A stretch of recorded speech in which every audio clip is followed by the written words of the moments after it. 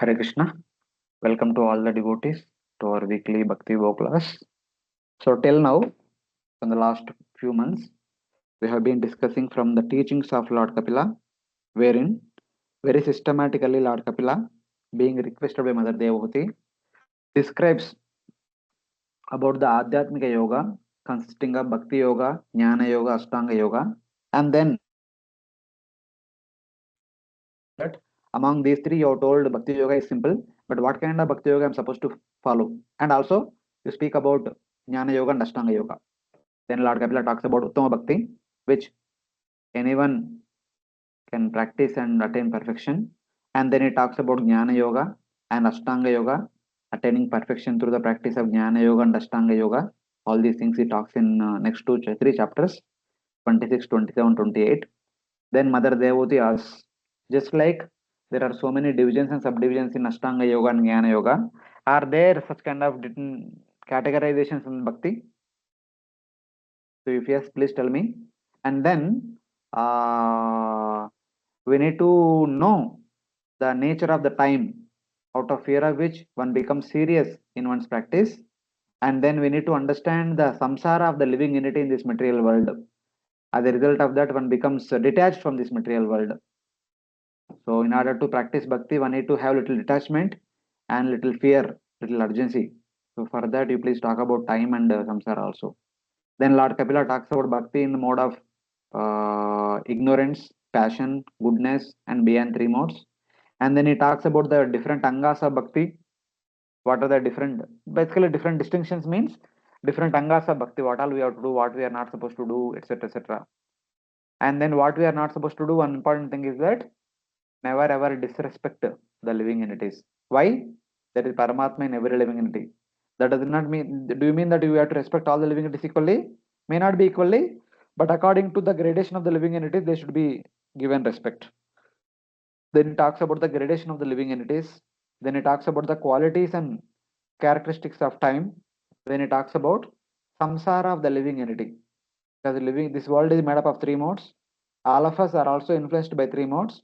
How a person is influenced by mode of ignorance, how a person is influenced by mode of passion, how a person is influenced by mode of goodness.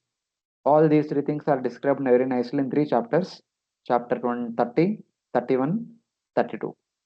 In that, how under the influence of ignorance and passion, people perform sinful activities and go through intense miseries while living after death, even while in the womb also, all these things are mentioned. Then, when a person comes to mode of goodness, then person starts developing respect toward the scriptures. Scriptures say that even if you want to enjoy, you don't have to perform sinful activities. Even you can enjoy in a bona fide way. What is that bona fide way? That is called as sakama karma. By the performance of sakama karma, either while living in this world, in the Boloka, you can enjoy, or you can go to Pitraloka or Swargaloka and you can enjoy in a better way. That is possible. But better than that is Nishkama karma and worship of the Hiranyagarbha, etc. Such kind of people can go beyond Sargaloka, Maharloka, Janaloka, Tapaloka, and all. They remain there along with Brahma and other rishis as long as they want. But better than that is Nishkama Karma Yoga. By the practice of Nishkama Karma Yoga, one attains qualification to practice Jnana Yoga and Ashtanga Yoga. As a result of that, one eventually attains liberation. Generally, Sahajya Mukti, if somebody is fortunate enough, will also attain Salokya or Sarishti. But in any case, for any of these things, Sakama Karma, Nishkama Karma Yoga, Jnana Yoga, Ashtanga Yoga, Bhakti Yoga is compulsory. Without Bhakti Yoga, none of these sadhanas function are perfect. So therefore, instead of doing all those things, better do Bhakti Yoga only from the very beginning. That option is also there. So Lord Kapila tells that also to Mother Devahuti. Of course, not to Mother Devahuti, but to all of us. So that's how Lord Kapila concludes at the end saying that who is qualified to hear these teachings?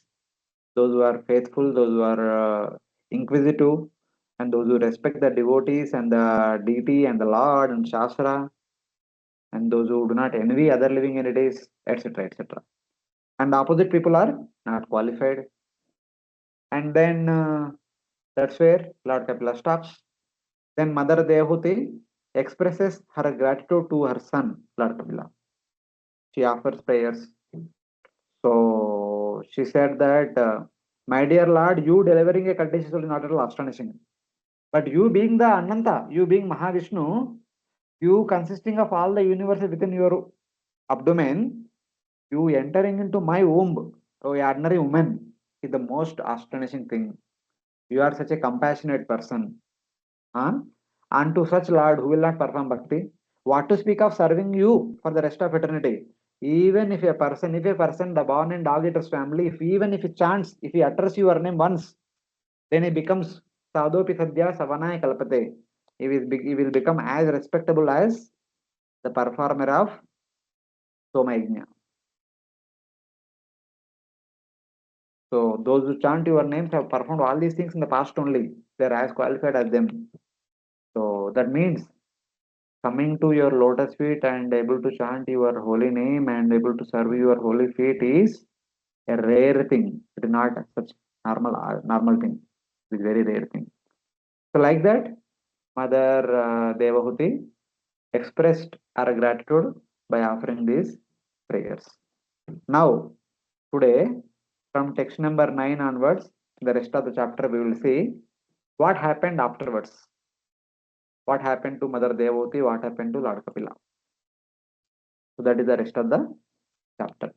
So Lord Kapila, Mother Devahuti wanted, saying that, "Man, I've been bound by ignorance. Please deliver me from this material existence." So Lord Kapila gave solution. Did Mother Devahuti attain the result or not following that solution? So that will be the main topic of the rest of the chapter. Okay. So we'll go on. Maitreya Uvacha. Maitreya उवाच Idito Bhagavanevam ईडितो भगवानेवं Kapilakya Parampuman कपिलाख्य परपुमान् वाच विक्लवयेत्याह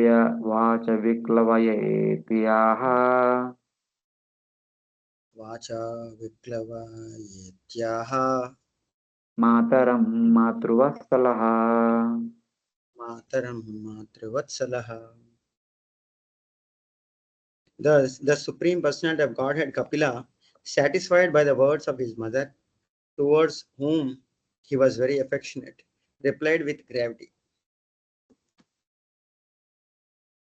So Maitreya said, Lord Kapila, the Supreme Lord, praising Mother Devahuti, spoke to his mother out of affection for her with choked voice. So of course, even though he is Supreme Lord, currently now he is the son of Mother Devahuti. And with affectionate tears, he is he is responding to Mother Devahuti.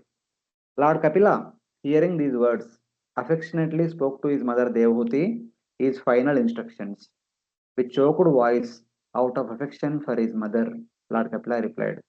After speaking these concluding words, immediately Lord Kapila will depart from his mother. He is not going to stay with his mother for the rest of eternity. So that produced some kind of affectionate tears in his eyes.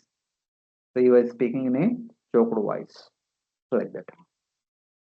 Kapila Uvacha. Kapila Uvacha. मार्गेण मार्गेनानेन मातास्ते मार्गेणानेन मातास्ते सुसेव्यो नोदितेन मे सुयोदितेन मे आस्तितेन परां काष्ठाम् आष्टितेन परं काष्ठम् अचिराद् अवरोष्यसि.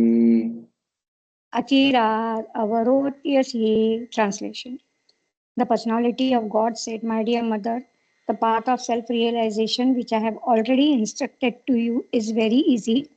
You can execute this system without difficulty, and by following it, you shall very soon be liberated even within your present body. Hare Krishna. Lord Kapila is saying that, my dear mother, by this Bhata Bhakti explained by me, which is easy to perform, following this path, you will quickly attain the supreme goal of Prema. Param Kashtam. My dear mother, just by following the teachings what I have given, you will attain the highest destination. So, indirectly, Lord Kapila told, my dear mother, don't worry, you will attain the highest destination.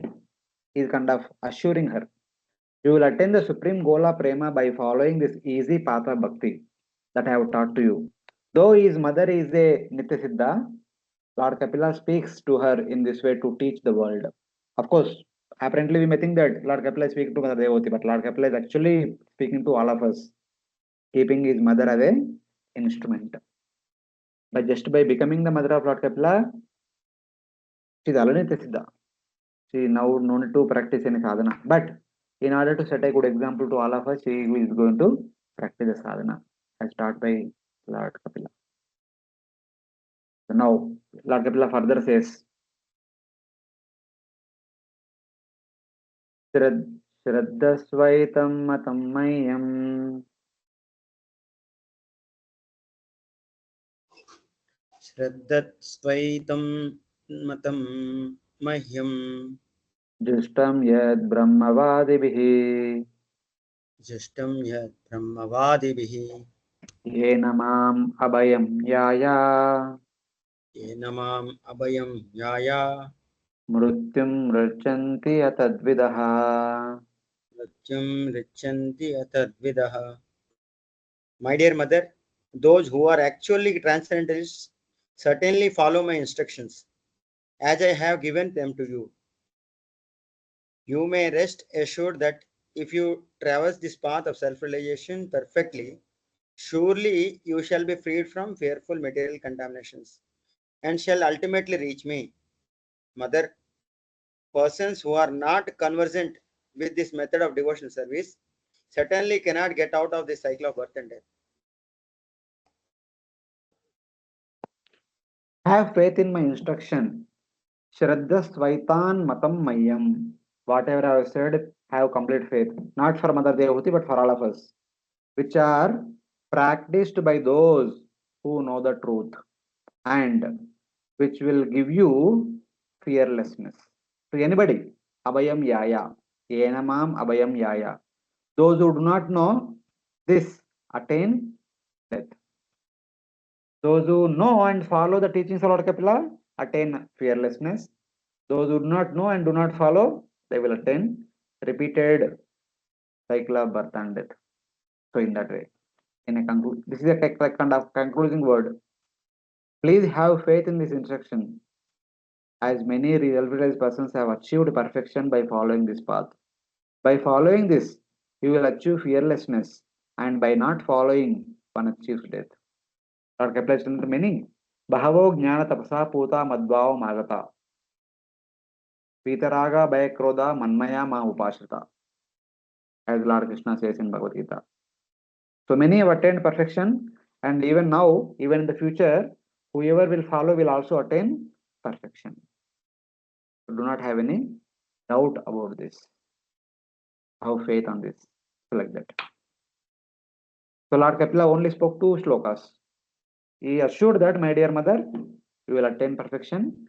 Not only you, anyone who follow this will attain perfection. And what will happen to those who don't follow?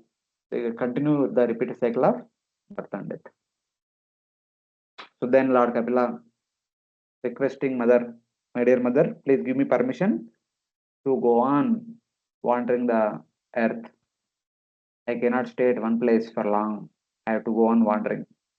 So like that. Maitreya Uvacha. Maitreya uvacha Iti pradarshasya bhagavan satim. इति प्रदर्श भगवान् सतिम् Sorry. Iti pradarsha bhagavan इति प्रदर्श भगवान् satim tam atmano gatim. सतिं ताम् आत्मनो गतिम् Sa matra brahmavadinya. स्वमात्रा ब्रह्मवादिन्या Kapilo numato yayau. Kapilo Anumato Yayo. Translation: Sri Maitreya said, the Supreme Personality of Godhead Kapila, after instructing his beloved mother, took permission from her and left his home. His mission having fulfilled. Hare Krishna. Having shown his mother the path of the soul, the path of perfection, Atmanogati, Lord Kapila, taking permission from his mother, who knew the truth about her son, departed. Because Mother Devahuti, no, Kapila is not an ordinary person, instead he is the Supreme Lord, and he cannot be kept at one place. So Mother Devahuti also gave permission. So here, if you understand, after the birth of the 9 daughters, Kardama wanted to leave home as promised earlier. Devahuti said, I want fearlessness. You being a great devotee, I have been with you all these years, but I was only treating you as my husband. I did not take your association as a great devotee. So please help me attain Abhayam. Then Lord Kapila, Kardamuni said that no problem. Very soon the Supreme Lord will appear as your son. Prepare for that. So eventually she gave birth to a child, and among the elevated beings, the child birth and child growth would take place instantly. It will not take much time.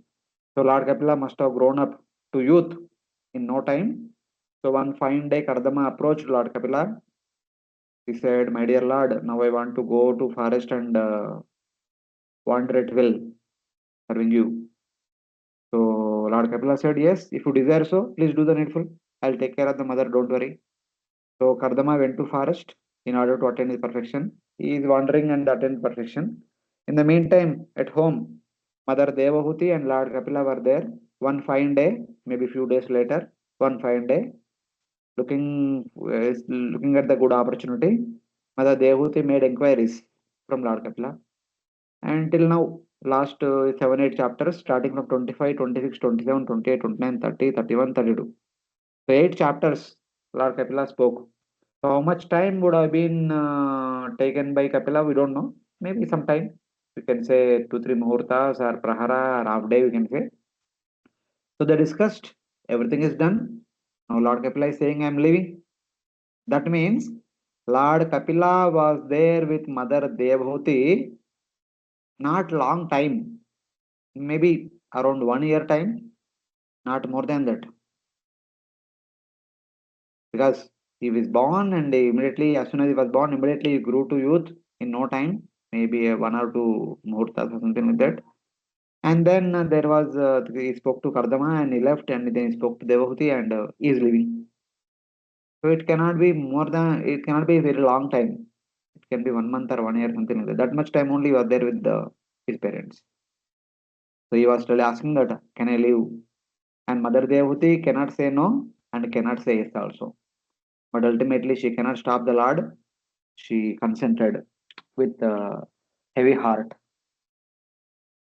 Lord Kapila leaves after taking permission.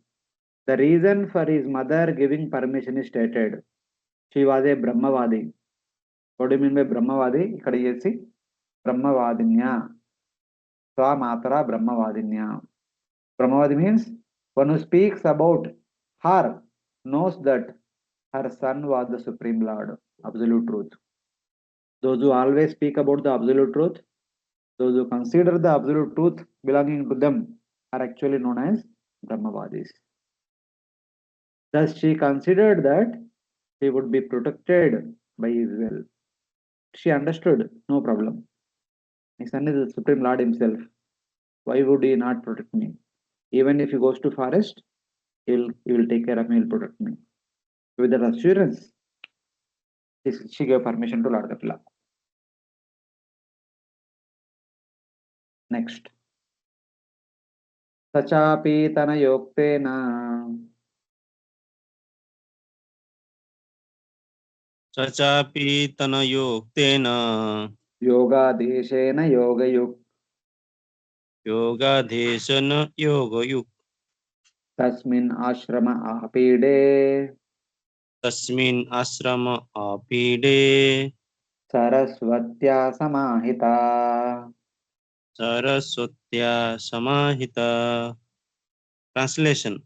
Uninstructed, as instructed by her son, Devahuti also began to practice Bhakti Yoga in that very ashram. She practiced Samadhi in the house of Kardama Muni, which was so beautifully decorated with flowers that it was considered the flower crown of the river Saraswati. Hare Krishna. Hmm. By following the instructions on bhakti spoken by her son, absorbed in bhakti, she became engaged in samadhi in that hermitage, which was like a flower crown on the Saraswati river.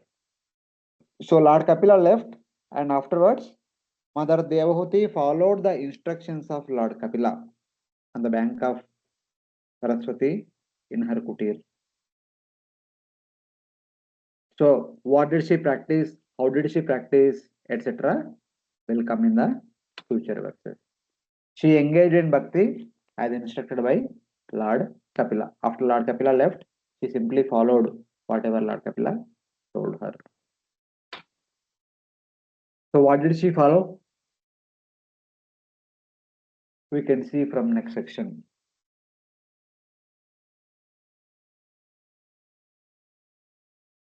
Avikshnavaga Kapishan Bhikshna Kapisan Jatilan Kutilalakan Jatilan Kutilalakan Atmanam Chogra Tapasa Atmanam Chogratapasa Vivarti Chirinam Krisham Viprati Chirinam Krisham Prajapate Kardamasya Prajapateः कर्तमस्य Tapo Yoga Vijrumbitam तपो yoga विजृम्भितम् Swa Swaghar Garhastayam Anaupamyam स्वगार्हस्थ्यम् अनौपम्यम् Prahartyam Vaimanikeerapi प्रात्यं वैमानिकैरपि Payafena Nibhasaya पयापेन निभासय्य Danta Rukma Paritsada दन्तारुक्मा परिच्छदाः Asanani cha haimani आसनानि च हैमानि Susparshasta pranani cha सुस्पर्शास्तारणानि च She began to bathe 3 times daily, and thus her curling black hair gradually became grey due to austerity. Her body gradually became thin, and she wore old garments. The home and household paraphernalia of Kartama, who was one of the Prajapatis, was developed in such a way by dint of his mystic powers of austerity and yoga, that his appliances was sometimes invaded by those who traveled in outer space in airplanes. The appliances of the household of Kardamuni is described here. The bed sheets and mattresses were all as white as the foam of milk. The chairs and benches were made of ivory and were covered by cloths of lace with golden filigree, and the couches were made of gold and had very soft pillows.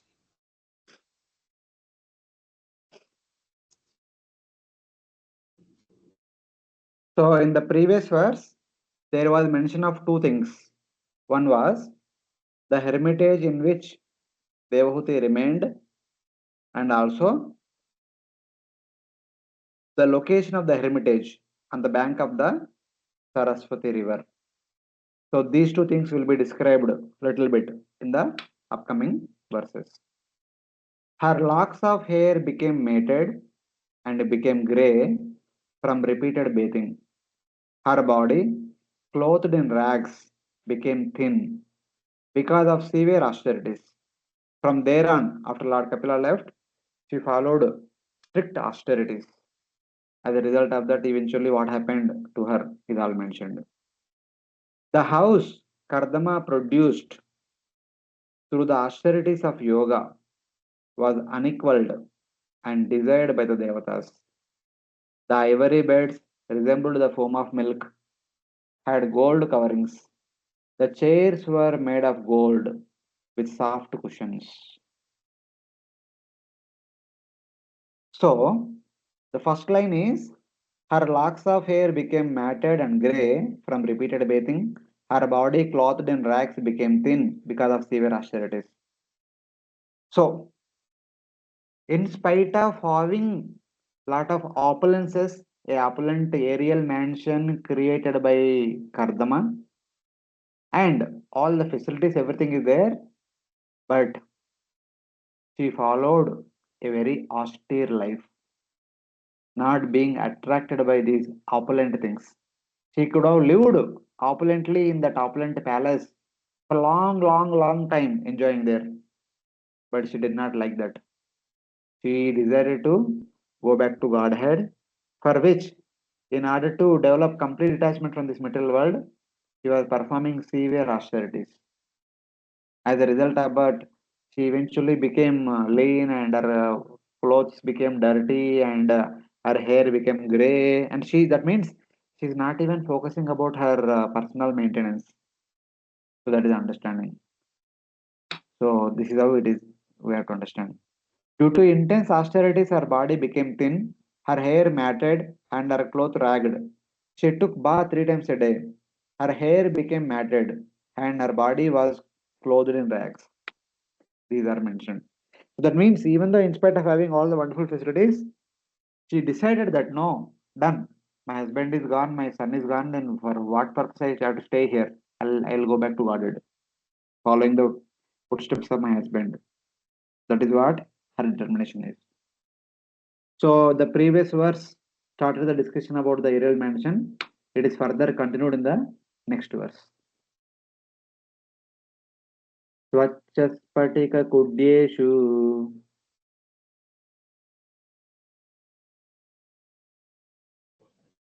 Swacha Spatika Kudyesu महामारकटेषु च Mahamarakateshu cha रत्नप्रदीप आभाने आवन्ते Ratna Pradeepa Abhanti ललना रत्नसंयुता. Lalana Ratna Samyutaha. The walls of the house were made of first class marble, decorated with valuable jewels. There was no need of light, for the household was illuminated by the rays of these jewels. The female members of the household were all amply decorated with jewelry.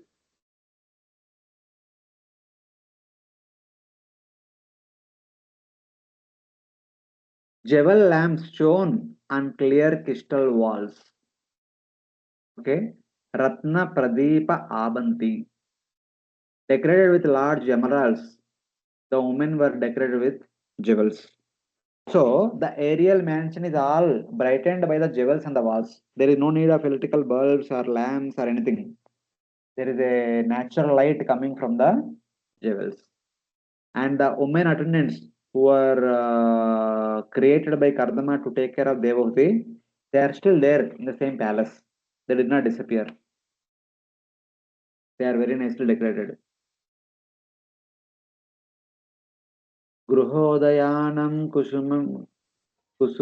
kusumitai गृहोद्यानं कुसुमितै ramyam bahu amaradrumai रम्यं बह अमरदुर्महि pujat vihanga mitunam कूजत् विहङ्गमिथुनं gayan matta madhuvratam. गायन् Matta मधुव्रतं.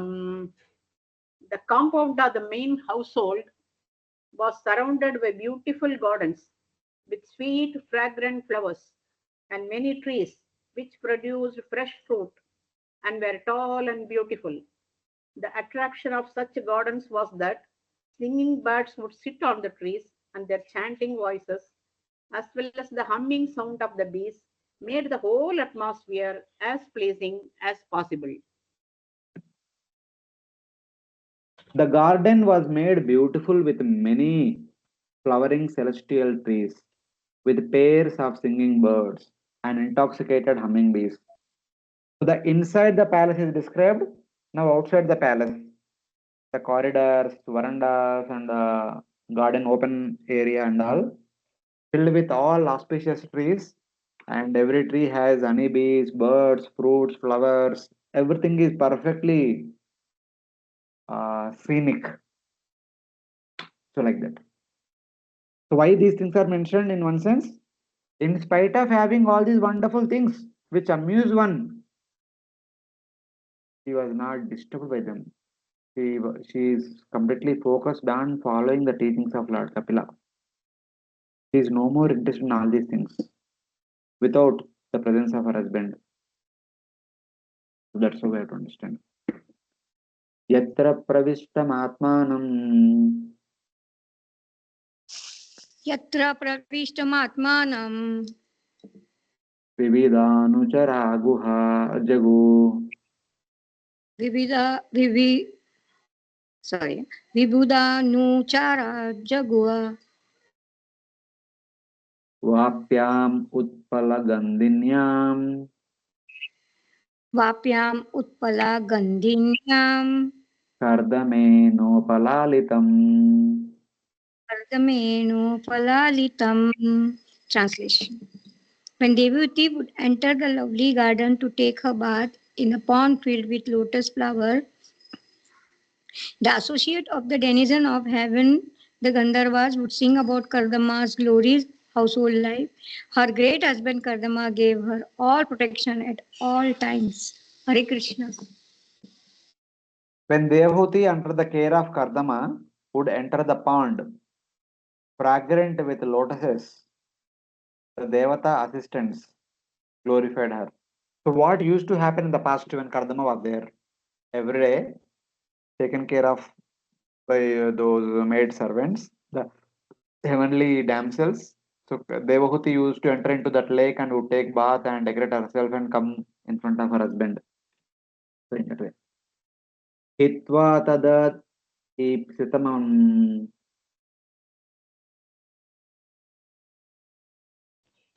Kitva tat ispita mam ispitatamam Api akandalayoshitaam api akantala yositam kinchit chakara vadanam kinchit chakara vadanam putra vishleshanatura. putra vishleshanathura. Although her position was unique from all points of view, saintly Devahuti, in spite of all her possessions, which were envied even by the ladies of the heavenly planets, gave up all such comforts. She was only sorry that her great son was separated from her.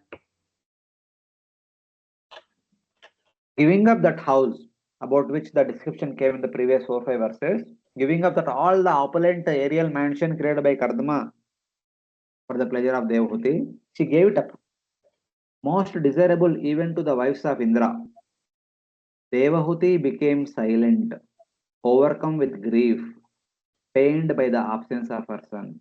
See, it is said that even envied by the wives of Indra. That means even Indra's palace is less in comparison to Kardama's aerial mansion. That was the opulent creation of Kardama. Like that. She became silent in the presence of all these things. That means she is not at all interested in any of these things. This means she was filled with grief at seeing these things. All those things are there, but her husband is not there, her son is not there. What is the use of all these things in the absence of her husband and son? So that's how she is feeling sorry about all these things. Vanam pravrijite patyav Vanam pravravije patyav apatya virahatura apatya virahatura jnana tattvapi abunnaste nya ज्ञानतत्त्वापि अभुन्नास्ते jnana tattvapi abunnaste ज्ञानतत्त्वापि अभुन्नास्ते vaste gaurivastala. वत्से गौर इव वत्सला. Devahuti's husband has already left home and accepted the renounced order of life. And then her only son Kapila left home.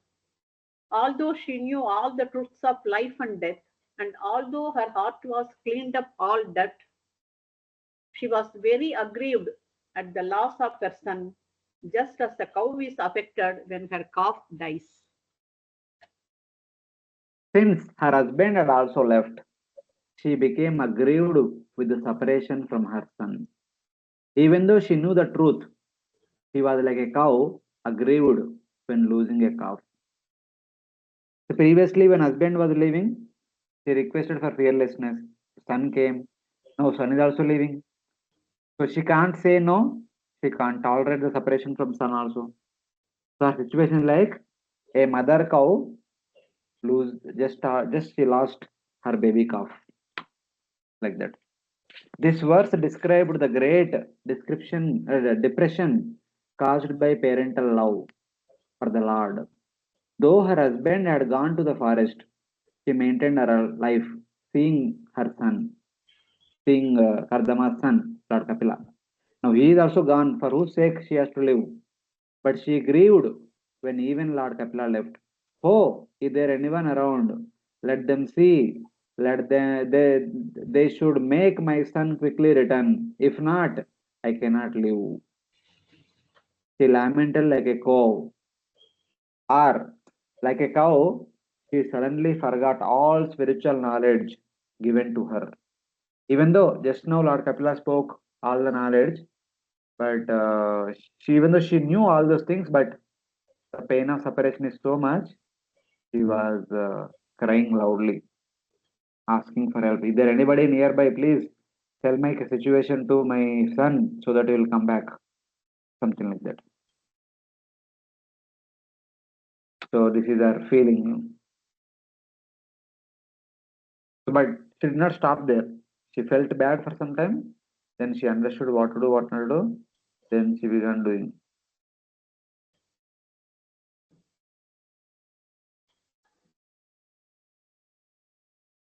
Next, continues. Tamevadhyayati devam तमेवाध्यायति देवम् apatyam kapilam harim अपत्यं कपिलं हरिं babuvachitrato vasta बभूव चित्रतो वत्स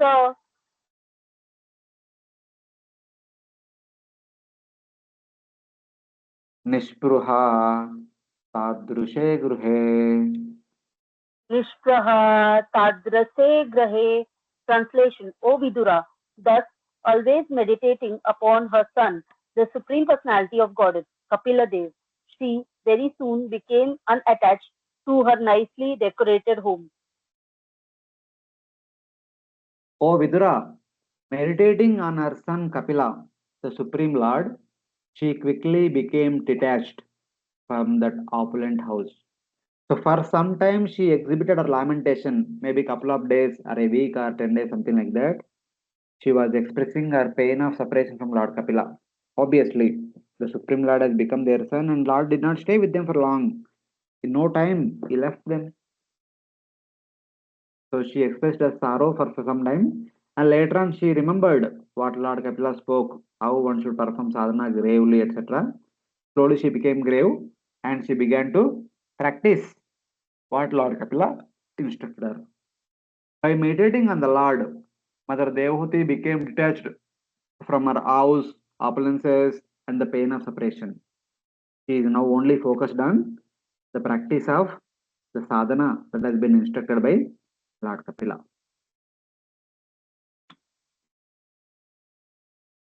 So what kind of sadhana she practiced? How did she practice? How long she did practice? Is mentioned in the next set of verses. Any questions till now, Hare Krishna?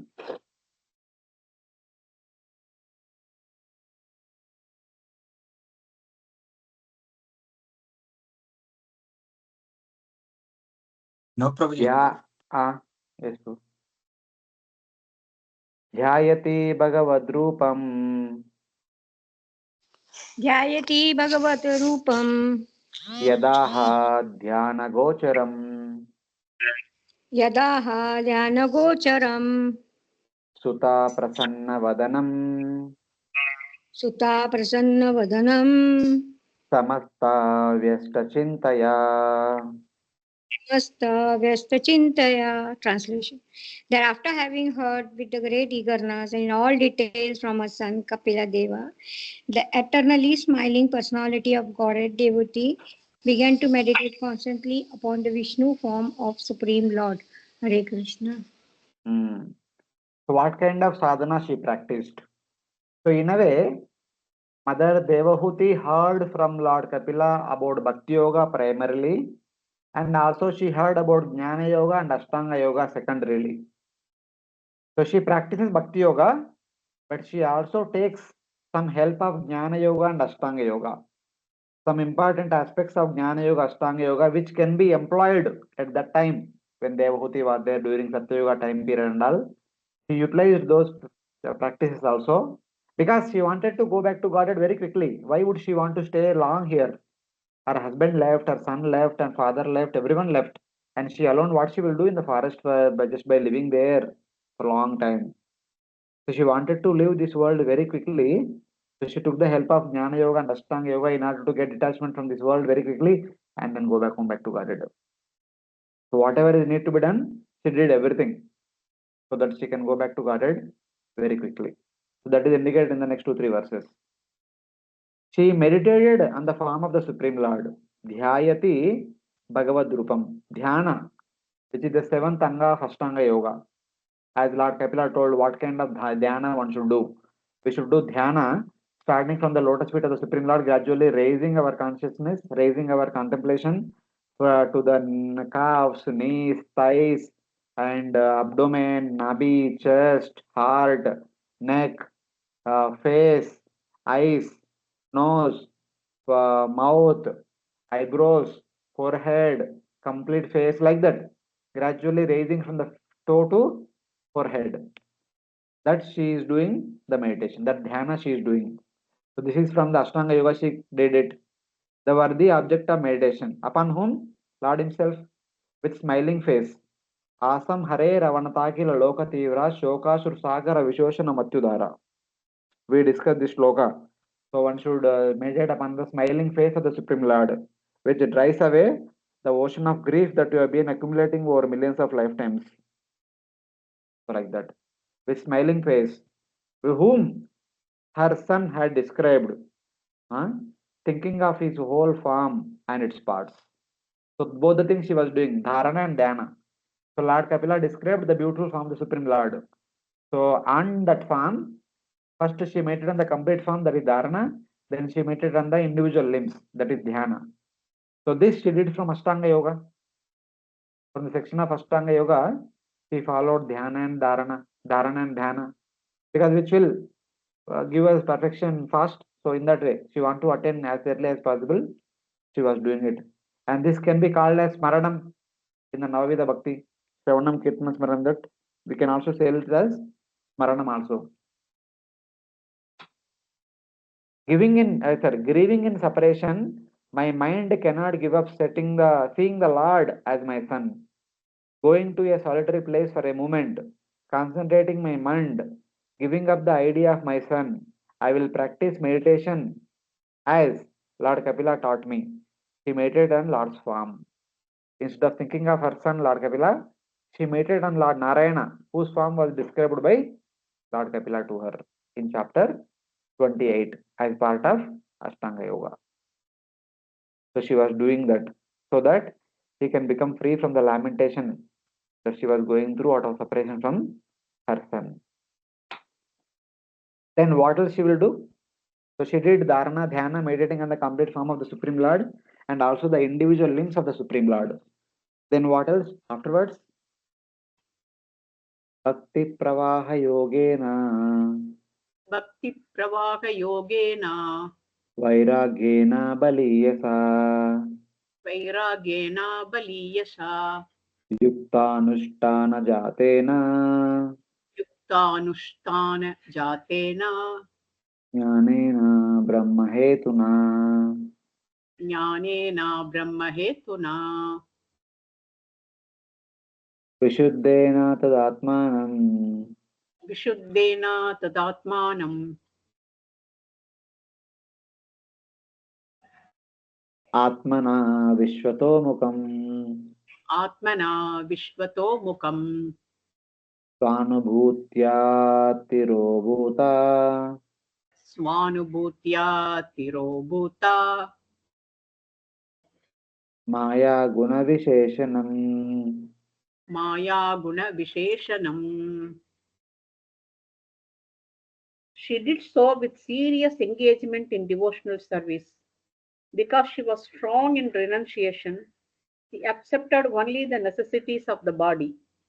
She became situated in knowledge due to realization of the absolute truth. Her heart became purified. She became fully absorbed in meditation upon the Supreme Personality of Godhead, and all misgivings due to the moods of material nature disappeared.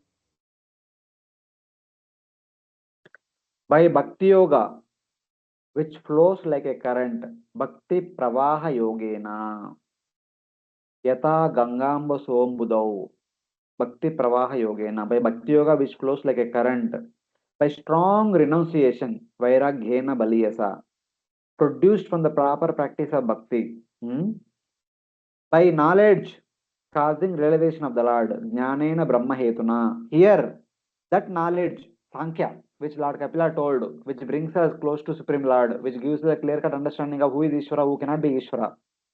So that part of Sankhya also she used. By that knowledge, causing realization of the Lord, by purity of the mind, she saw the Supreme Lord, who pervades all direction and is devoid of material qualities through personal realization. So she practiced bhakti, she practiced dharana and dhyana from Ashtanga Yoga, she utilized the knowledge of Sankhya, and with a strong flow of bhakti toward the Lord's lotus feet and with strong renunciation, very soon, in no time, not very long time, but very no time, she realized the Supreme Lord within the core of her heart. How seriously she must be practicing, like Dhruva Maharaj. Dhruva Maharaj also is a symbol of determination. Like that, Mother Devahuti also practiced the sadhana very severely and very seriously. In no time, she attained the darshan of the Supreme Lord within the core of her heart.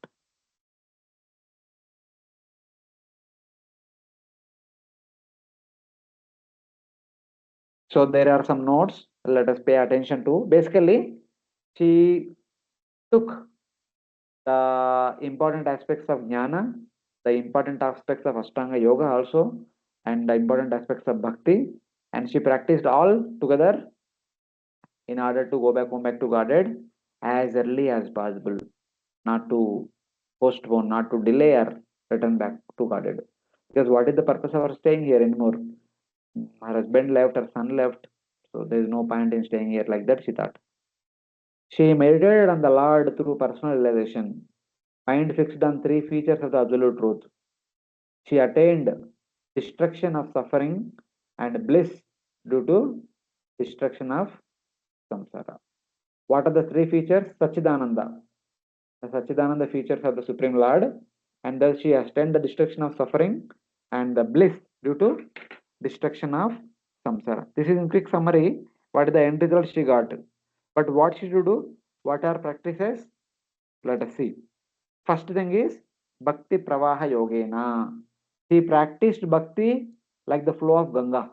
Can anybody stop the flow of Ganga? Especially if you go to Devaprayag toward the Himalayas. Devaprayag, Rishikesh, Haridwar. The speed of Ganga is very, very, very fast. Very difficult to tolerate that speed. Like that, one's bhakti should go towards the Lotus feet of Supreme Lord. Devuti's bhakti is like that. Bhakti pravaha yogena. By the method of bhakti, which is like a current, fast current. She meditated on the Lord by bhakti and by strong detachment produced from bhakti's proper performance. And even though the opulent palace is there next to her, but she is not at all disturbed by that. Now she had a strong desire to go back, come back to her. She does not want to stay anymore here, even one more day here. So she attained detachment very quickly because her desire to go back to her is very strong. And supporting that, her practice of bhakti is also very strong. So she easily attained detachment. She meditated with strong detachment produced from regulated habits of yoga. She meditated with jnana, which causes realization of Brahman. And also, she took the help of dharana and dhyana, wherein instead of thinking about her son, she was thinking about Lord Narayana, whose beautiful form was described by Lord Kapila. And she meditated on the Lord's form completely first, and then meditated on the individual limbs of the Lord next second. That's why these performed dharana and dhyana. As a result of that, by focusing more and more on Lord Vishnu, she kind of slowly, she gave up the pain of suffering out of separation from Lord Kapila. And also, she also understood that who is Ishvara, what is not Ishvara, the analysis of the 28 elements. Then she understood this Vimana, this place, all these things are made up of 24 elements. I should not be attached to these things anymore. I should be attached to the Supreme Lord Ishvara alone. So the analytical understanding of the tattvas, the 28 elements, also helped her to attain quick detachment. Otherwise, if we don't have that clear cut understanding, we still want to continue with this material world only in the midst of all the opulences. So, like that, we can think of. This actually means knowledge which causes pure bhakti, not knowledge which produces realization of the impersonal Brahman. That Sankhya Yoga which Lord Kapila taught actually produces pure bhakti, not a mere attraction towards Brahman, impersonal Brahman, like that. Because that is Bhagavad Sankhya, not ordinary impersonal Sankhya. Bhagavad Sankhya leads one to Bhagavan. That's how we have to understand. She meditated with a pure mind since it was beyond the gunas. She was the Swarupa of the Supreme Lord, whose face is in 10 directions, Vishwatomukam, and which was devoid of material gunas by her realization.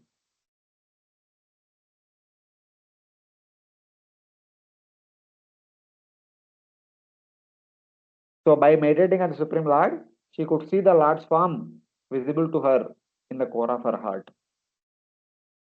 Though he is Ananta, though he is spread everywhere in all 10 directions, but she could see the same Lord within the core of her heart as a result of her strict practices. So like that. So this is how in no time she attained the realization of the Supreme Lord within the core of her heart. She did not take much time for that. So like that. Next, what are the realization she got? That is explained in the next verse. Brahmani avastitamatir ब्रह्मणि अवसिद्धितामते Bhagavati Atma Samshraye Bhagwati आत्मसंश्रये Nivrutta Jivapatitvat निवृत्तजीवापत्तित्वात् Shena Kleshapta Nirvrita. क्षीणक्लेशाप्तनिवृत्तः. Her mind became completely engaged in the Supreme Lord, and she automatically realized the knowledge of impersonal Brahman. As a Brahman realized soul, She was freed from the designations of the materialistic concept of life. Thus, all material pangs disappeared, and she attained transcendental bliss. Her mind became fixed in Brahman, Bhagavan, and Paramatma. Here, three aspects of the absolute truth are mentioned. Bhagavati is Bhagavan, Atma Samshraya is Paramatma, who is situated in the heart of every living entity, and Brahmani Avastita Matir means Brahman. The same absolute truth who is visible to the different practitioners as Brahman, Paramatma, and Bhagavan. Because she practiced all the three. She practiced bhakti along with little bit Ashtanga Yoga, little bit Jnana Yoga. So she realized the three aspects of absolute truth because of her cumulative practices. And she attained bliss and destruction of suffering because of destroying samsara. So all happened. Her samsara was destroyed, her suffering was destroyed, and she attained the transcendental bliss by the realization of Brahman, Paramatma, and Bhagavan. So like that. So in one sense, though Lord Kapila spoke about Jnana Yoga, Ashtanga Yoga, and Bhakti Yoga, though Lord Kapila recommended Mother Devahuti just to do Bhakti Yoga, that is enough for you. But still, she also took the important aspects of Jnana Yoga and Ashtanga Yoga in order to fast forward her practices and go back home back to Godhead as quickly as possible. In no time, she realized the Brahman aspect, Bhagavan aspect, and Paramatma aspect of the absolute truth, which is nothing but the result of all these respective processes, Jnana Yoga, Ashtanga Yoga, and Bhakti Yoga. So see how much she is determined to go back to Godhead. Like that we can understand. She meditated on the Lord. Any question? Probably, Ah. some yogis can meditate and practice like this these processes, right? But they are taking so many lifetimes after getting after going so many lifetimes, then they achieve this stage. But Mata, ये इतना जल्दी कैसे मतलब ये सब achieve कर लिया? See, who is she? First of all, we need to understand. She is not an ordinary mother. She is the mother of the Supreme Lord. Actually, she does not need all these things to practice. She is practicing just to help us understand that, see, being the mother of the Lord, I am practicing, then what to speak of you? You all should practice with much more uh, determination. She is only setting an example to all of us. Obviously, yes. So like that we should take. Okay.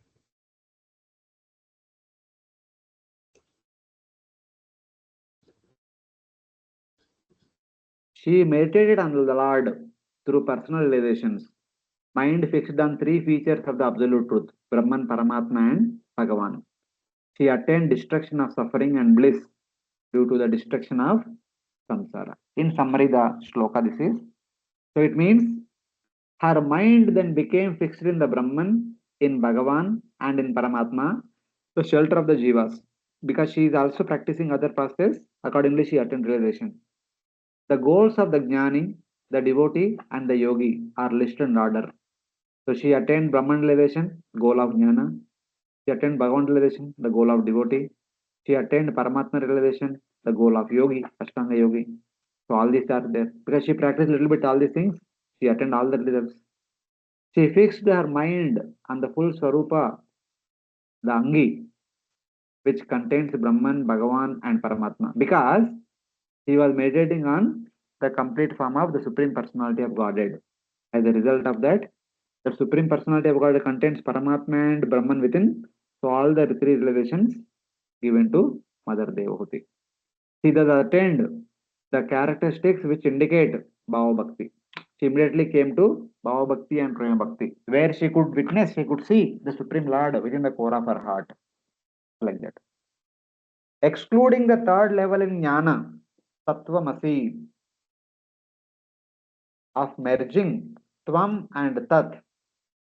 The Jnani's knowledge of Tvam and Tat becomes suitable for the devotees as knowledge of the worshipper and the worshipped, the Supreme Lord. Anyone can tell me what is the meaning of Tattvamasi?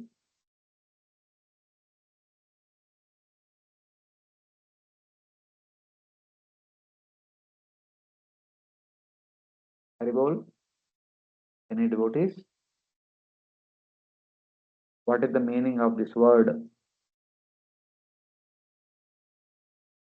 I will become as what you are. Not exactly. There are only three simple words are there. Tattvamasi. Chitananda. You are the soul. Huh? You are Not so the much. soul. Something like that. Who? Who is that you? And that is the soul. That What is that? What is that?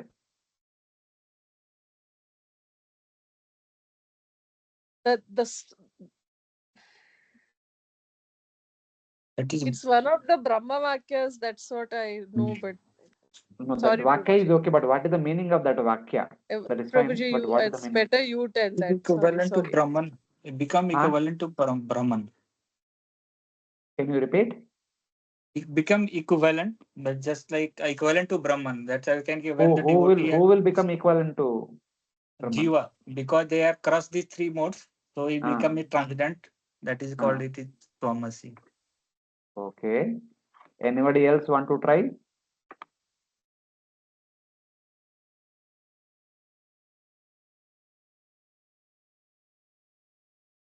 So, from that Mahavakyas, they say that Tattvamasi.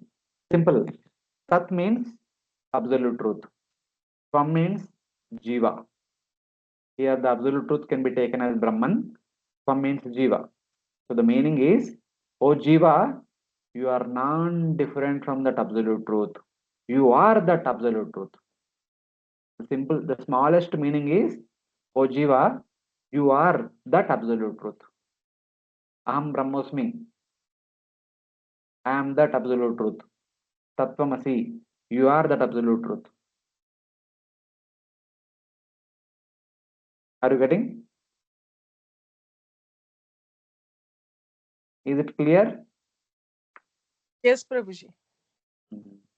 So this is how the others give the meaning. Our Vaishnavas say that here Tat refers to absolute truth. Fine. Tvam refers to Bhagavan. The devotees are looking at Bhagavan, they are telling that, oh Bhagavan, you are the same absolute truth that has been described in the Vedas. The Vedas generally talk about Brahman. The Vedas and Upanishad, they primarily talk about Brahman, Brahman, Brahman. And the devotees say that, oh Bhagavan, you are the same absolute truth who is described in the Vedas. This is how the Vaishnavas explain the meaning of this sutra. The other Sampradaya, they say that, O Jiva, you are that absolute truth. And another phrase is, Aham Brahmasmi, I am also that absolute truth. I am absolute truth, you are absolute truth. And since A is absolute truth, B is absolute truth, A and B are one. And the absolute truth also, and they are one with absolute truth. So everyone is absolute truth. That's how that understanding comes up. But here, the point mentioned here is, fine, here there are three words. Forget about the third word. Asi means that. Equal. Both of them are equal. Forget it, remove that.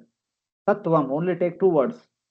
Excluding the third level in Jnana, excluding the third word in this phrase, you only take Tat and Tvam. Tat means absolute truth, Tvam means Jiva.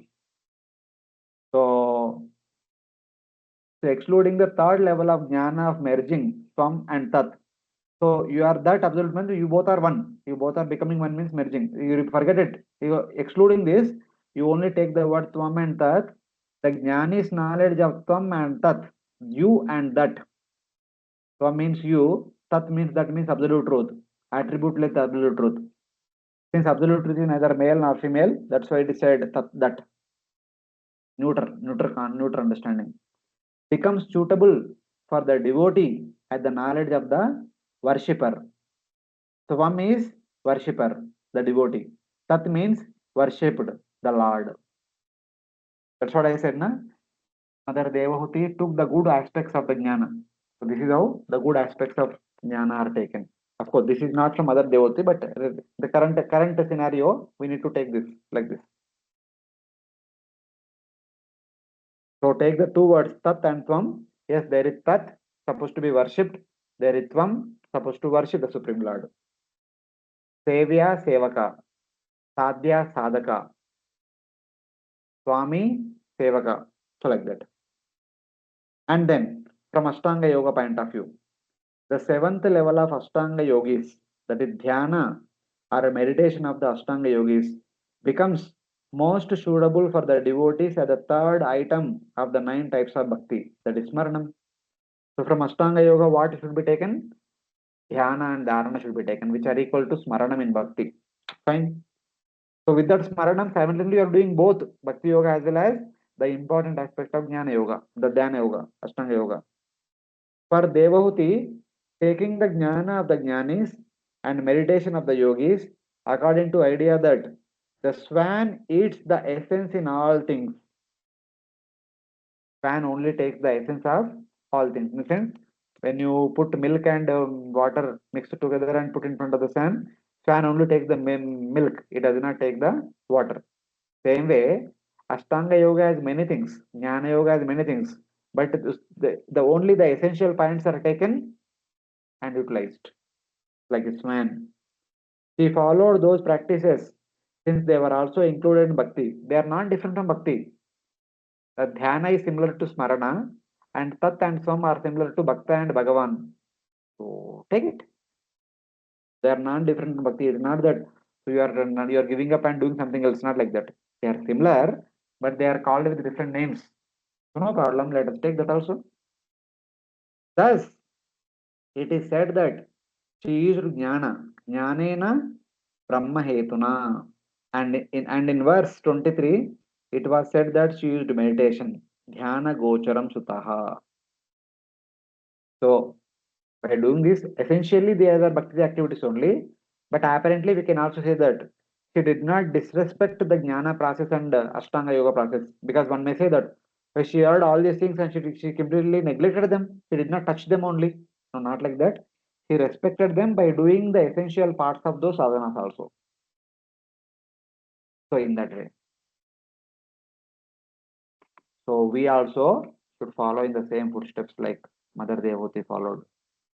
So we also should not outrightly disregard or disrespect, but we should utilize the important aspects, the essential aspects of other sadhanas, which are not contradictory to bhakti, and then practice bhakti. So our practice of bhakti will accelerate as a result of that. So in that way. Because she attained the condition of destroying the calamity of the Jivatma, which means ignorance, held in the subtle body, all suffering was destroyed, and consequently she felt this. Nivritta Jiva Apattitvad. So basically, the biggest problem for living conditioned soul in this material world is ignorance. It is because of ignorance we are continuously bound in this material world. It is because of ignorance we are continuously experiencing the misery, life after life in this material world. Only when one becomes completely knowledgeable, one understands the distinction between the body and soul, one understands the distinction between the Ishvara and Prakriti, and acts on the platform, very soon one becomes freed from the entanglement as well as the miserable existence. So as soon as the entanglement is gone, the misery is gone, one starts experiencing the transcendental bliss. That is what Mother Devahuti attained. Or because of being the Lord's mother, she was by nature free from ignorance. That is always there. But in order to set a good example for any sadhaka, she is behaving like any other ordinary sadhaka only. She is not acting on the level of I am the mother of the Supreme Lord, I don't have to do all these things, not like that. I am also a conditioned soul. I need to practice bhakti for my perfection. So she is practicing very diligently, very with a determined heart, and then even with the help of other sadhanas in order to attain the result very quickly.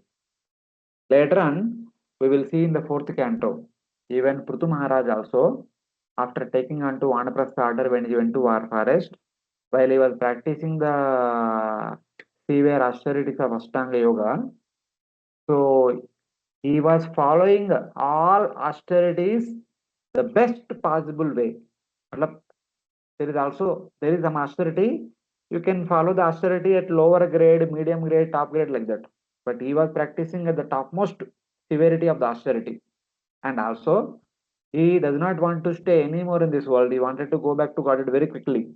Then he took the help of Shat Chakra Yoga. By raising the prana from Muladhara Chakra to Ajna Chakra, he raised the prana piercing to Brahmarandra. He gave up this material body and went back to Godhead. Because of the eagerness not to stay anymore in this world, they take the help of other processes and go back instantly. So like that.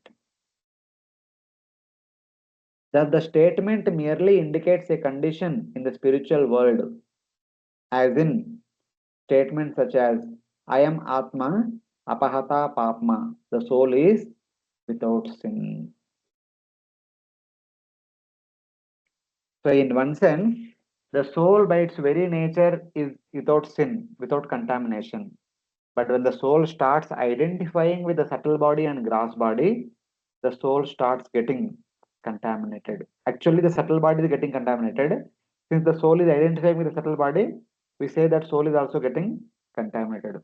But the soul by its very nature is always pure.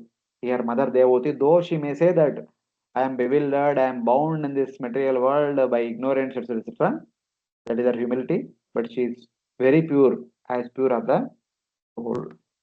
So like that.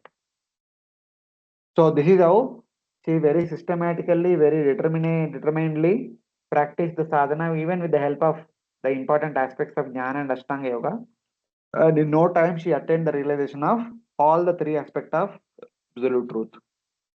And she gave, her samsara was completely destroyed, her ignorance was completely destroyed, and she was experiencing the transcendental bliss. In the presence of Supreme Lord, why would one not experience the transcendental bliss? She is clearly seeing the Supreme Lord within the core of her heart. So like that.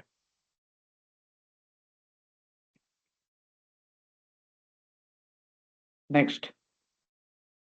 Nityaruda samadhitvat Nityaruಢ samadhitvat paravritta gunabhrama parabhrutta guna brahma na sasmaratatmanam na sansmara tadatmanam swapne drushtam ivotitah.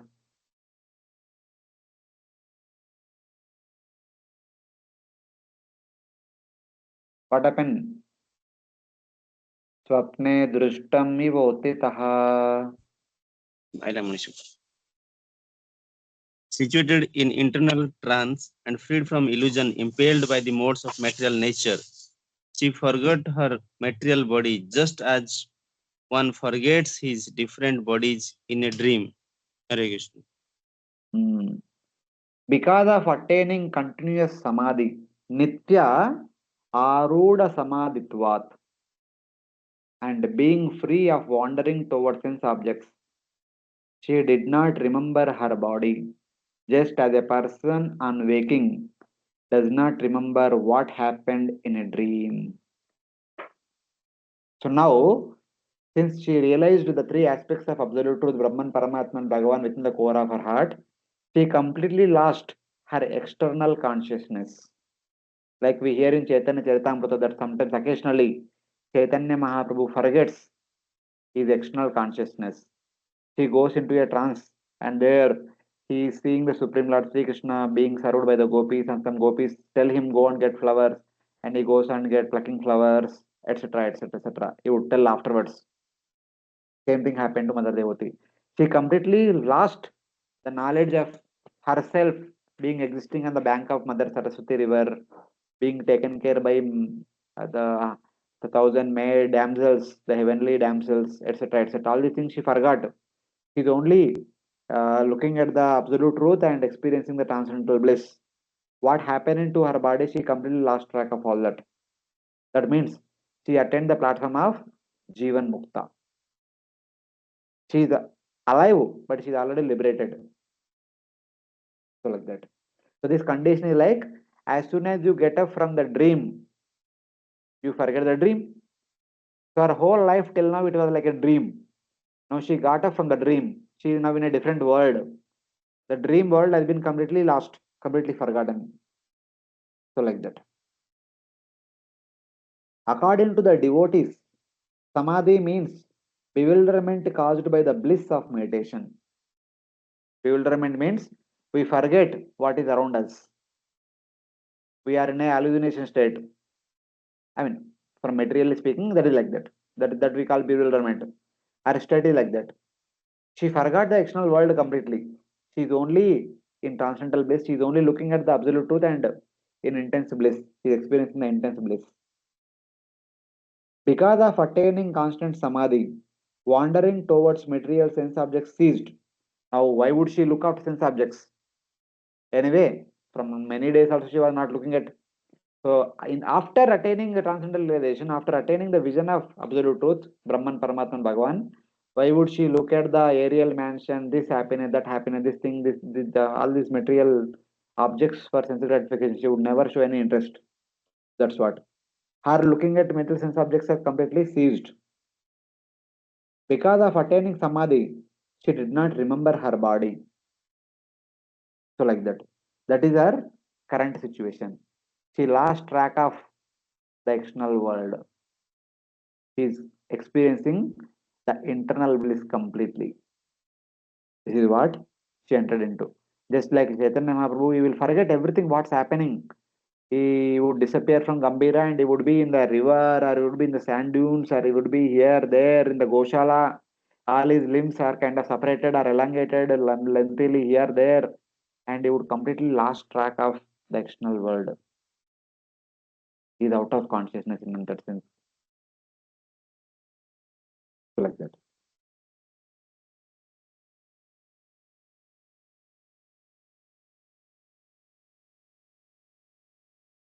Next. Hare Krishna, you are able to follow, all of you, what's happening to Mother Devahuti? Yes, Prabhuji. Yes. Yes. Yes, Prabhu. If you have understood, and we need to get the same. So all the devotees, all of us, including me and all of you and all the other devotees also, one day all of us should come to this state.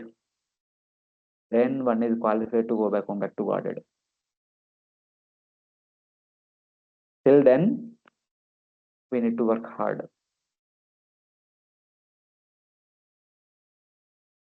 Taddeha parataposho Tatdeha parataposho api akrushachadi asambhavat api akrusachari asambhavar babau maler avachanna bhavo maler avachanna sadhuma iva pavaka.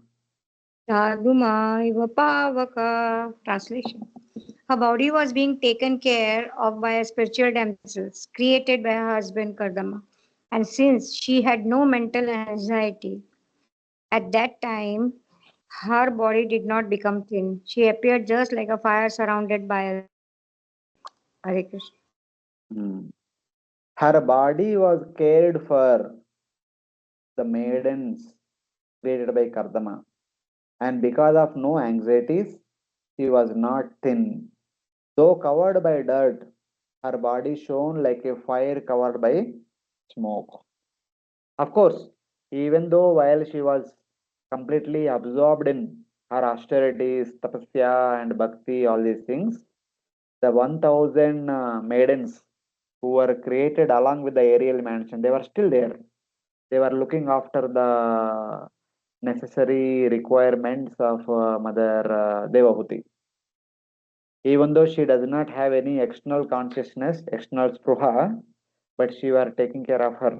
So from that point of view, it is said that her body was taken care by them, not by her itself, but by them. In spite of she is doing all these austerities, and she, though apparently she became thin, but she did not become so thin. Though covered by dirt, her body shone like a fire covered by smoke. She was like the fire covered by smoke. That was their situation. This verse describes her condition at that time. Her body was cared for by the maidens created by Kardama. Because she had no mental anxieties, because of being absorbed in the Supreme Lord, she was not thin. She did not look thin because she had no anxieties. The doctors say that happiness makes the body stout. Here, one principle: a happy person remains healthy and stout, does not become lean. A person who is in constant anxiety, constantly worried, becomes lean, becomes thin, becomes unhealthy. So like that. Okay, this is how she kind of practiced, and she was taken care by the maid servants. And in the next couple of verses, it is clearly indicated that she attains Lord Kapila in Vaikunta. She goes back to spiritual world. Swangam tapo yogamayam Swangam tapo yogamayam muktakesham gatambaram muktakesham gatambaram Daivaguptam na bubude daivaguptam na bubude Vasudeva pravishtadhi. vasudeva pravishtadi. Translation: because she was always absorbed in the thought of the Supreme Personality of Godhead, she was not aware that her hair was sometimes loosened or her garments were disarrayed. Completely absorbed in Lord Vasudeva, she was not aware that her body engaged in austerity and yoga with unbound hair and absence of clothing was protected by the Lord. So basically, she was indifferent to the needs of the body, and whatever were the needs of the body were taken care by the that heavenly ladies. So, so in that way, because she was so eager to go back home back to God, she was only focused on her practices. She was not interested in her own maintenance and all. That was taken care by the heavenly ladies. So in that way, that's how we have to understand. Evam sa kapiloktena Evam sa kapiloktena margena chirataparam margena chirataparam atmanam brahma nirvanam atmanam brahma nirvanam bhagavantam avapaha. bhagavantam avapaha. My dear Vidura, by following the principles instructed by Kapila, Devahuti soon became liberated from material bondage, and she achieved the Supreme Personality of Godhead as Super Soul without difficulty. By the method taught by Lord Kapila, evam sa Kapila uktena margena, that marga which is spoken by Lord Kapila, by following that, she quickly attained the Supreme Lord Bhagavan, Bhagavantam. Sa achirena avapaha. Achirena means long. Achirena means not after a very long time. Very soon she attained. Whom? The Super Soul, the Supreme Soul, Paramatmanam. This statement included liberation, Brahma Nirvanam. So again, Param Atmanam Brahma Nirvanam. What she attained? She attained Paramatma, she attained Brahma Nirvana, the transcendental abode. Completely absorbed in trance, she was not aware that her body was being protected by the Lord. She attained the Lord of Vaikuntha, Bhagavan, the best of souls. Param Atmanam, another meaning is the best of all the living entities. That is the Supreme Personality of Godhead that she attained. Did she not attain liberation? Attainment of Bhagavan was also the attainment of liberation, Brahma Nirvanam. So somebody may say that Shloka is telling Brahma Nirvanam and you are setting Bhagavan Vaikuntha. What is this? So attainment of Bhagavan means attainment of Brahma Nirvanam also. It is already included in that. So in that way we have to understand. Param Atmanam Brahma Nirvanam. She attained the Supreme Personality of Godhead with the best of all the entities. And who is also known as Parabrahma. That Supreme Absolute Truth is attained by Mother Devahuti.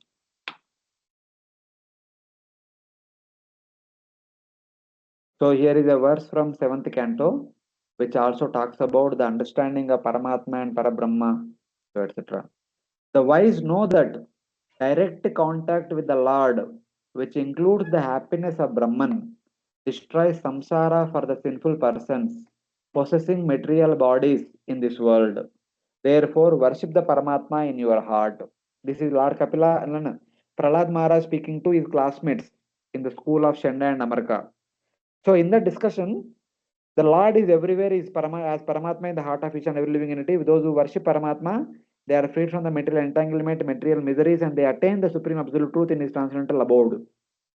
Therefore, continuously worship the Paramatma in your heart.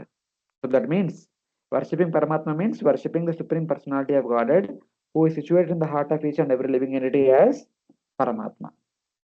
So though in the scriptures sometimes the words used as Paramatma, Param Brahman, etc. But when we translate in terms of bhakti, we should always translate it as the Supreme Personality of Godhead, who is also seen as Paramatma, the Supreme Personality of Godhead, who is also seen as Parabrahma. So like that we should understand. In this verse, Brahma Nirvana Sukham refers to the Supreme Lord, not the impersonal Brahman, but it refers to the Supreme Personality of Godhead in the spirit, in the Vaikuntha. Therefore, the verse can mean that Devahuti attained Lord Kapila, her son, in Kapila Vaikuntha. There is one Vaikuntha in which Lord Kapila eternally stays. To that Vaikuntha, Kardama already went, and now Mother Devahuti is also going. Long back, Kardama already went there. Now Mother Devahuti is also going there. Because they are the parents of Lord Kapila for the rest of eternity. Even when they are in the spiritual world, they are Lord's parents. Even when they come to material world to be part of Lord's pastimes, they will remain the parents of Lord Kapila only. So she went back to her eternal abode. The abode where Lord Kapila eternally stays. Like that.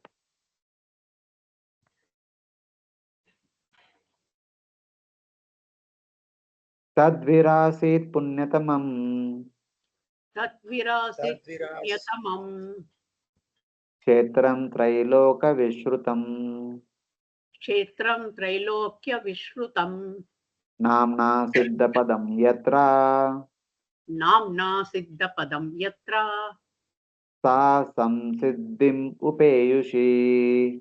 Sa Samsiddhim Upeyushi. The palace where Devahuti achieved her perfection, my dear Vidura, is understood to be a most sacred spot. It is known in all over the three worlds as Siddhapada. Siddhapada. O Vidura, the place called Siddhapada, where she attained perfection, is most pure and famous in the three worlds. See, this is the place where Kardama performed tapasya. This is the place where Lord appeared to Kardama and blessed him. This is the place where Lord shed tears looking at the bhakti of Kardama. As a result of that, Bindu Sarovar formed. This is the place where Lord Supreme Lord entered into the womb of Devahuti. This is the place where Lord Brahma came and congratulated Devahuti and Kardama. This is the place where Lord Kapila instructed Kardama and Kardama attained perfection. This is the place where Lord Kapila spoke the teachings of Lord Kapila to Mother Devahuti. And afterward, Mother Devahuti performed tapasya and she attained Vaikuntha. This cannot be ordinary place. That's why this place is called as Siddhapada, the place which bestows perfection to anyone. She attained perfection in that pure place called Siddhapada. The modern day Siddhapur are generally known as Matrugaya. Today this place is known as Siddhapur. In the past it was known as Siddhapada. Now it became known as Siddhapur. So is there anybody from Gujarat? So some of you might have visited this place also. This is very close to the capital.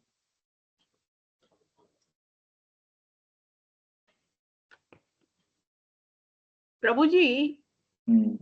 all the points you told about Siddhapata, can you write down and send or repeat No. Somebody will write. and send it in the No problem. all I the will 6 repeat once again. If you want, you can note down. The Yes, place yes. where Kardama performed austerities. The place where Lord Vishnu appeared and blessed Kardama. The place where, looking at the bhakti of Kardama, Lord Vishnu shed the tears as a result of that Bindu Sarovara formed there. The place where the Supreme Lord entered into the womb of Devahuti. The place where Lord Brahma came and congratulated Devahuti and Kardama for what they have done. Lord Brahma instructed Kardama just to beget children, but Kardama is going to have the Supreme Lord as a child. So, and then the place where Kardama heard from Lord Kapila and attained perfection. The place where Lord Kapila spoke the teachings of Lord Kapila. The place where Devahuti, Mother Devahuti performed her austerities and eventually attained Vaikuntha. That's why this place is Siddhapada, the place which can bestow perfection to anyone and everyone. And today this place, same place is known as Siddhapur, or it is also called as Matrugaya. So uh, in order to give Shraddha rites to one's father, one is recommended to go to Gaya, which is also called as Pitragaya, where the lotus feet of Lord Vishnu is there. And in order to pray for the welfare of the mother and mother's side, one is advised to go to Siddhapur and there perform the Shraddha rites so that the mother and motherly ancestors will all attain perfection. This particular Paksha, Pitru Paksha, if you go to Gaya or Siddhapur, you will see many people visiting that place and performing Shraddha rites for the welfare of their departed mothers and fathers and other ancestors. So like that. If you go there, you get to see the Bindu Sarovara, you get to see Lord Vishnu's temple, and you get to see Kardama and Devahuti's deities also, etc. etc. And those people who are from Gujarat might have gone there. तस्यास्तद्योग विदूतमार्त्याम् Tasya yoga Yoga Viduta vidutamatyam Martyum abosharet. So actually, martyam tasya abhusaret. tad yoga viduta Tasya tat yoga viduta martyam abosharet. martyam abhusaret. Shrotasam pravara saumya Srotasam pravara saumya siddhida siddha sevita. siddhita siddha sevita. Dear Vidura, the material elements of her body have melted into water and are now flowing river, which is the most sacred of all rivers. Anyone who bathes in that river also attains perfection, and therefore all persons who desire perfection go bathe there. So then what else? It says that, O gentle Vidura, Mother Devahuti's body, purified of material dhatus by Bhakti Yoga, became a river. She went back to Godhead and her body became a river there. The river is the best of all rivers, bestowing perfection and worshipped by perfected souls. O Vidura, her body became the river. How? That body became purified of the contamination of dhatus by yoga. Anybody knows what is the river name? Anybody from Gujarat? Hare Krishna. I think this is the three river were conjoining, meeting on that place. There also three rivers are there. Of course, Yeah, Saraswati was I think already there. this is near Somnath, most probably. There are three rivers are meeting, and there are a lot of people are doing their mundan. So most probably, No, I don't not know. like that. This is a place in Siddhapur. It is very close to Ahmedabad. So Acha. somebody who visited, they can know what was the river name. Somnath, I think Somnath is very far, not nearby. Okay, but whatever. There might be some river. Sabarmati river. I don't know. Don't no. Those who have visited this place might know. Not I don't know. Sabarmati or not, I don't know. This river may be very big or very small also, even it is there or not. Even when I went, somebody said there used to be river, but that river got dried up now. Now the river is not there, only the remnants are there. But the name of the river I don't remember. I visited long back, many years back. Fine. The last Gomati part. river was. Huh? Gomati. Gomati is here. Gomati, I suppose, in Naimisharanya.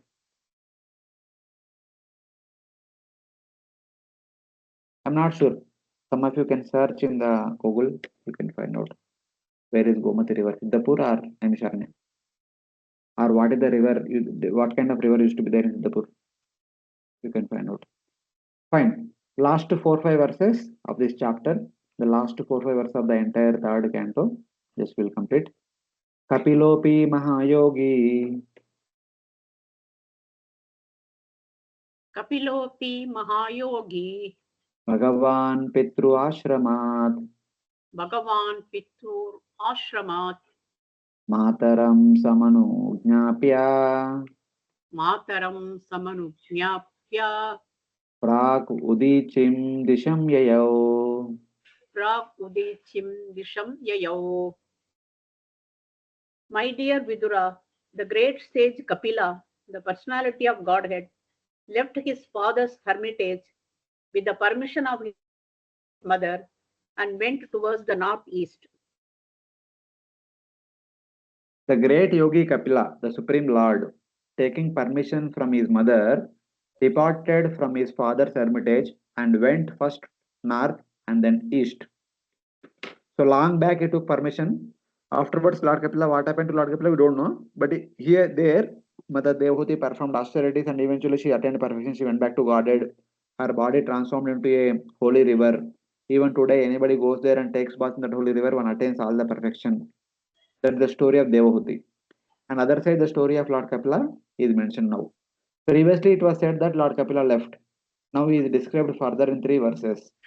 Taking permission, he went east. According to Sadachara, he first went to north. Later, he took up permanent residence at Ganga Sagara. First, he went towards the Himalayas. He visited Himalayas. Then eventually came towards the eastern direction. He came to this Ganga Sagara Mela, where nowadays we celebrate the big festival during Makar Sankranti, where the Ganga meeting the ocean. So actually, in the Ramayana, if you read, we'll understand that Lord Kapila went all the way up to Ganga, following the path of Ganga. Along with Ganga, he went up to Sagara, ocean. And then he requested the ocean, please give me some place where I want to perform, where I can perform meditation without any disturbance. The ocean god said, if you want to perform meditation here, somewhere here nearby, someone or the other will come and disturb you. So better you go down below. Because previously by Bhagirath Maharaj, that Ganga followed after Bhagirath Maharaj went all the way up to Patala Loka to liberate his ancestors. the 60,000 sons of Sagar Maharaj. So the ocean god told, you better go to Patala Loka, no one will come there and no one will disturb you. So Lord Kapila went all the way up to Patala, and that is where he began to perform tapasya without being disturbed by anybody. So there is there. But since we cannot access Patala Loka, for us a temple is constructed where Ganga meeting the ocean, saying that okay, Lord Kapila is somewhere here and perform tapasya. Actually, from there, Lord Kapila went downward towards Patala Loka. That's how we have to understand.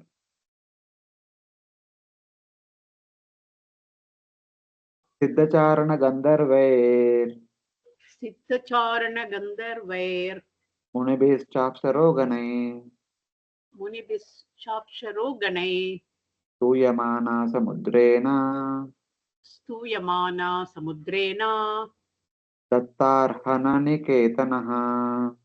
Dattarhana Niketanaha. While he was passing in the northern direction, all the celestial denizens known as Charanas and Gandharvas, as well as Munis and the damsels of heavenly planets, prayed and offered him all respects. The ocean offered him oblations and a place of residence.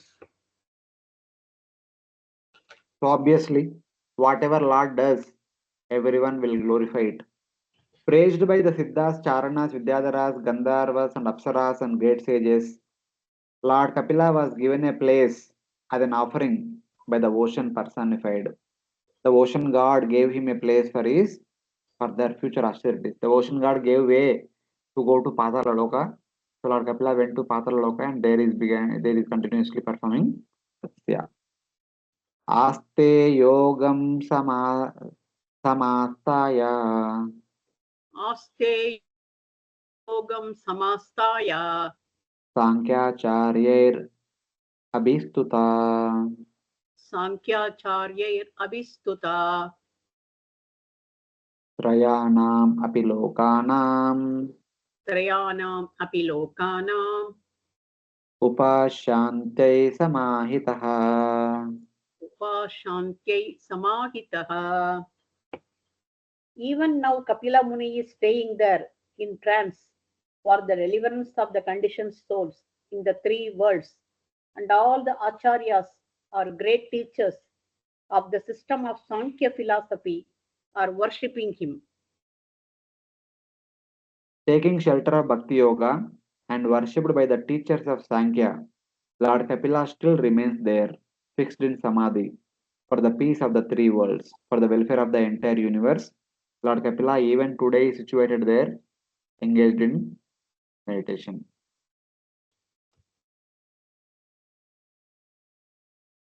Etannigaditam tata Etannigatitam tata yat prushtoham tavanaga yat prashtoham tavanaga kapilasya cha samvado Kapilasya cha samvado devahutyascha pavana. Devahutyascha pavanaha. My dear son, since you have inquired from me, I have answered. O sinless one, the descriptions of Kapila Deva and his mother Dev and their activities are the purest of all pure discourses. O sinless Vidura, as requested by you, I have spoken about the pure conversation between Lord Kapila and Mother Devahuti. So that conversation is completed. The final words of Maitreya Rishi. Ya idam anushrunoti yo bividyate. Ya idam anushrunoti yo bividyate.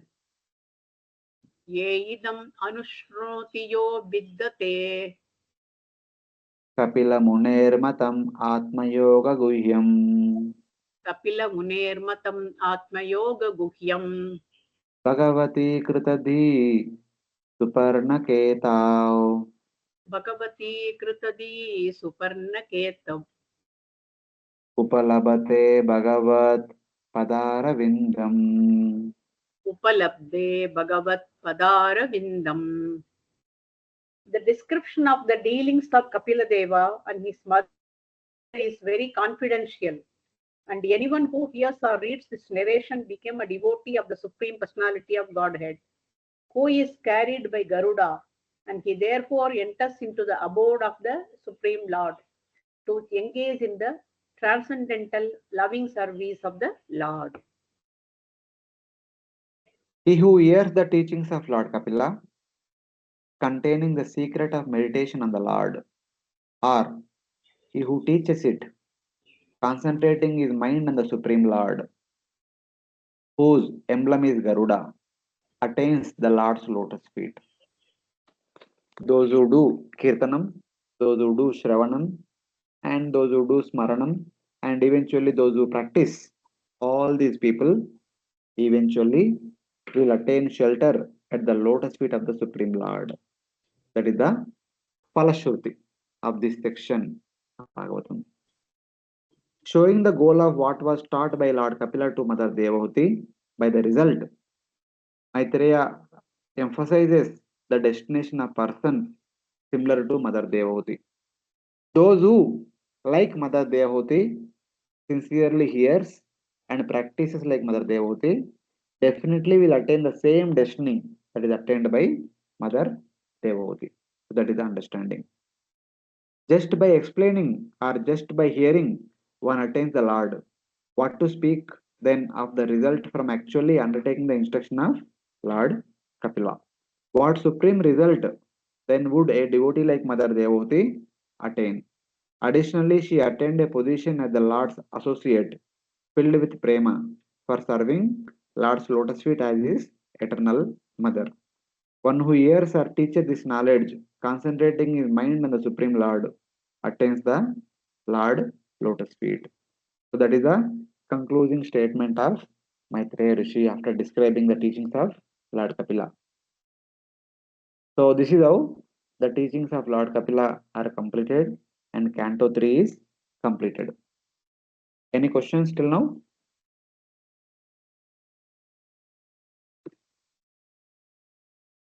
Hare Krishna, devotees. No, Prabhuji. No question. Hare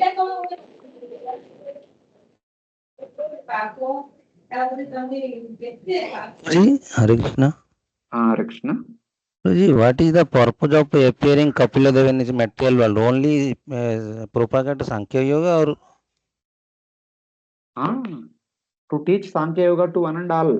Of course, in the Bhagavatam, we are only seeing that Lord Kapila taught Sankhya Yoga to Mother Devahuti. But actually, in the first canto, if you see third chapter, the description of various avatars, there it says that Lord Kapila also taught the same Sankhya Yoga to some other people also. At other places, the devotees would approach the Lord Kapila and they would hear from him. He would keep teaching. Even if today is there. Even today also somebody can approach Lord Kapila and hear Sankhya Yoga from him directly. He is still there. He will continue to stay there till the end of the day of Brahma. He is a teacher. He will continuously stay there in the universe. Time to time, when there is a qualified recipient, Lord Kapila will come and teach Bhakti Yoga and Sankhya Yoga to that qualified student. Like that.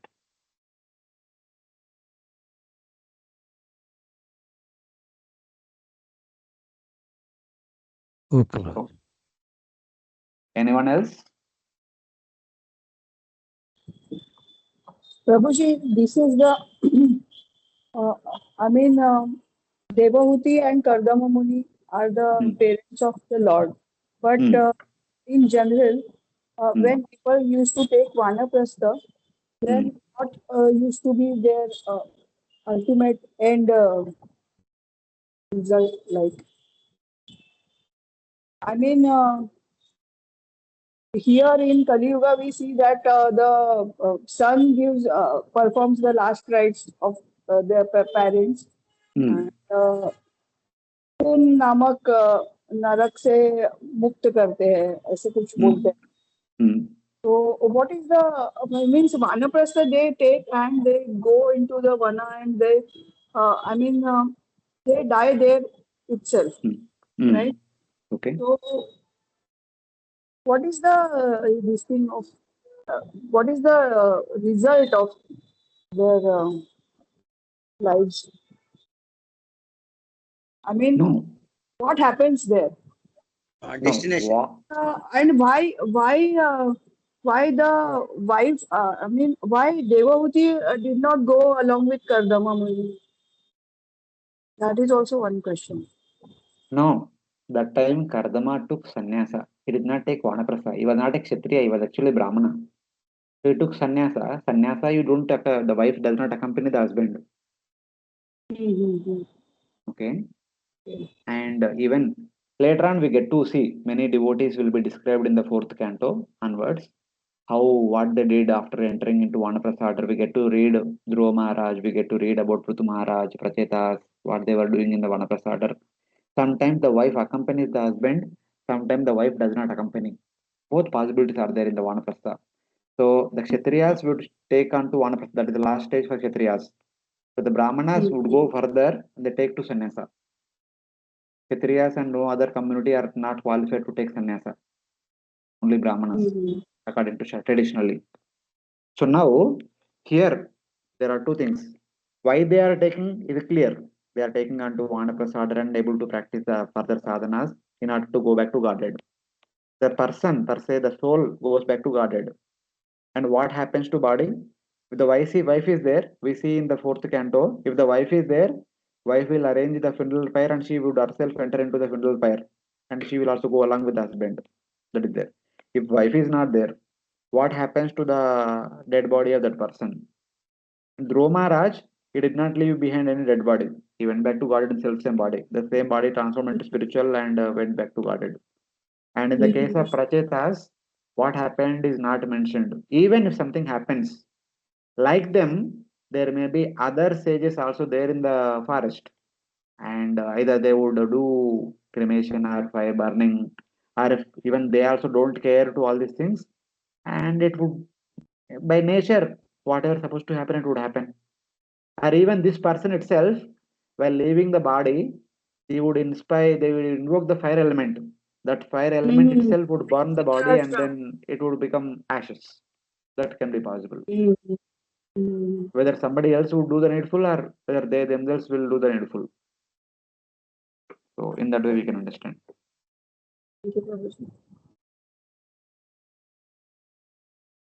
Okay. So in summary, just 2-3 minutes. The whole third canto talks about two things: the process of creation and the purpose of creation. Starting from chapter 5 to chapter 20, talks about how Mahavishnu creates the 24 elements and how he combines all the 24 elements and creates unlimited Brahmandas and enters into each and every Brahmanda as Garbhodakshaya Vishnu. Then he creates the universal form. Then he creates the lotus flower. Then Lord Brahma appears on top of the lotus flower. How we divide the lotus into 14 lokas and how we create the bodies for different living entities who live in 14 lokas, etc. etc. The primary creation and secondary creation, all these things are elaborately explained from chapter 5 to chapter 20. And then the next question is why Lord Vishnu and Lord Brahma are working elaborately and working very hardly to create this universe and create all the planetary systems and create different variety of bodies for the different variety of living entities. Why they are doing all these things? The reason is somehow or other, out of curiosity, the Jiva had come to material world and stuck up here. Jiva has come here and stuck up here. This is not Jiva's eternal residence. So Jiva is supposed to go back to spiritual world. So in order to inspire the Jiva to go back home back to Godhead, in order to support the Jiva how to go back home back to Godhead, Lord Kapila taught the proper sadhana of going back home back to Godhead. Nishkama Karma Yoga, Jnana Yoga, Ashtanga Yoga, and Bhakti Yoga. By following this, one can go back home back to Godhead. If one does not follow this, what one will do? One will do sinful activities. As a result of that, one is bound in this material world.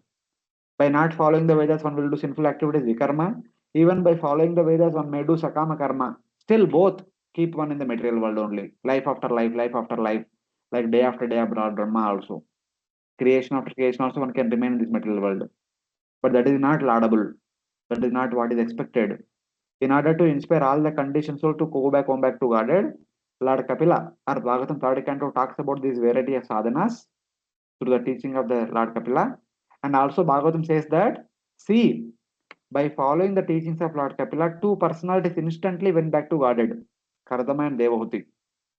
Similarly, anyone, whoever follows in the footsteps of Kardama and Devahuti, will also go back, home back to Godhead. Do not doubt.